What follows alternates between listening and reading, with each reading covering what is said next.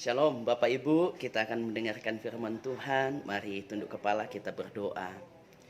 Saat ini kami mau dengar firman-Mu Tuhan, berbicaralah Engkau bagi kami sebab kami sudah siap untuk mendengarkannya. Dalam nama Tuhan Yesus Kristus, haleluya, amin. Saudara yang kekasih di dalam Tuhan, beberapa hari yang lalu, tepatnya pada hari Kamis, kita merayakan hari kenaikan Tuhan Yesus ke surga.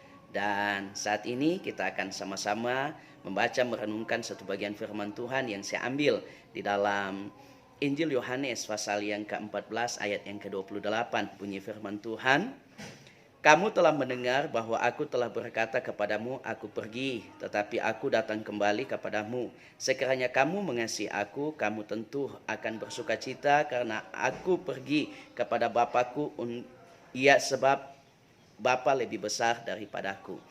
Puji Tuhan, firman Tuhan hari ini mengingatkan kita bahwa Tuhan pergi, tetapi Dia akan kembali untuk kita, orang yang percaya kepadanya. Kenaikan Kristus ke surga merupakan peristiwa yang membahagiakan sekaligus meneguhkan iman kita.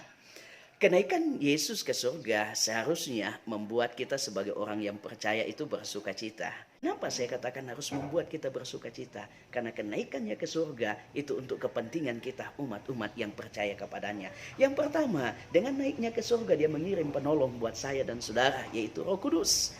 Roh Kudus yang Dia berikan buat saya dan saudara, itulah yang akan menuntun kita untuk hidup pada kehendak Tuhan. Sebab Alkitab berkata, Roh Kudus itu yang akan menuntun kita dari kebenaran kepada kebenaran. Artinya, kehidupan kita akan semakin lebih baik lagi ketika hidup kita dituntun oleh Roh Kudus. Kenapa? Karena Roh Kudus tidak akan pernah menuntun kita ke tempat-tempat yang Tuhan tidak kehendaki. Roh Kudus tidak akan menuntun kita untuk melakukan kejahatan, tapi Roh Kudus akan menuntun kita untuk melakukan kebenaran, melakukan yang baik, sesuai dengan kehendak Tuhan. Sehingga kehidupan kita dimanapun kita berada, kita bisa menjadi berkat, menjadi saksi, dan mempermuliakan nama Tuhan.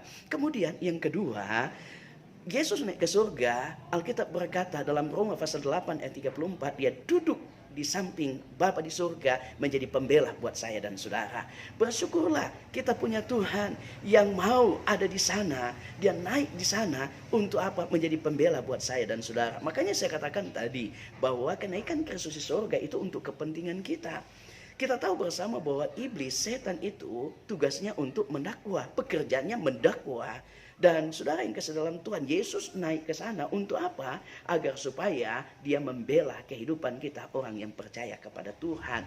Kemudian yang selanjutnya, saudara yang kekasih di dalam Tuhan, kenaikan Kristus ke surga yang membuat kita bersukacita, berbahagia pula, yaitu mengenai Yesus itu naik ke surga untuk kepentingan kita. Yang ketiga, yaitu menyediakan tempat buat saya dan saudara. Oh, luar biasa.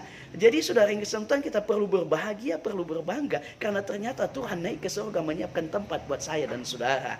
Tentunya tempat yang Dia siapkan itu bagi saya dan saudara yang mau melakukan kebenaran firman Tuhan, yang mau hidup sesuai dengan kehendak Tuhan. Bagi yang tidak, jangan pernah bermimpi, jangan berharap ada tempat yang Tuhan siapkan di surga. Oleh sebab itu, mari saudara yang kasih dalam Tuhan, kita sebagai orang yang percaya kepada Tuhan, hidup dalam kebenaran, lakukan kehendak Tuhan, supaya tempat yang Dia siapkan itu betul-betul menjadi bagian kita, menjadi tempat kita. Sebab Tuhan tidak pernah menyiapkan tempat bagi orang yang tidak menjadi pelaku firman Tuhan.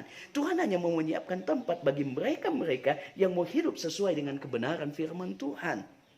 Nah, saudara, Alkitab berkata, apapun yang terjadi saat ini, jangan itu membuat kita gelisah. Kenapa? Karena janji Tuhan pasti digenapi. Dia katakan, aku pergi tapi aku akan kembali. Dan ingat, Tuhan datang pada kali yang kedua bukan lagi sebagai bayi yang mungil, bukan lagi datang mau menebus umat manusia dari dosa, bukan, tapi Dia datang pada kali yang kedua sebagai hakim yang adil.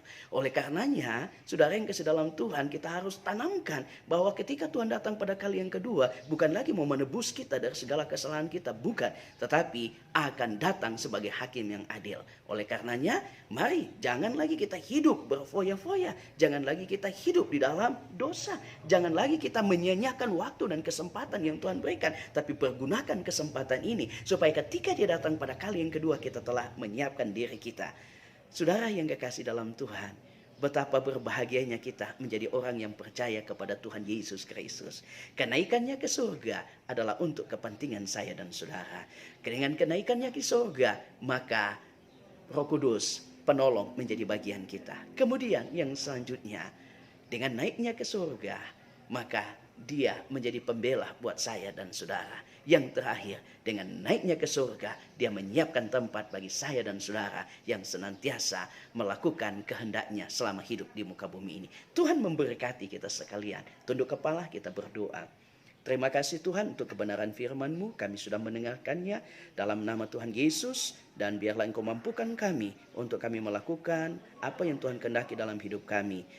Kami bersuka cita, kami berdoa di dalam nama berkat Tuhan Yesus Kristus. Haleluya. Amin. Tuhan memberkati kita sekalian. Mari tetap bersemangat dan setialah mengiring Tuhan menjelang kedatangannya pada kali yang kedua. Tuhan memberkati.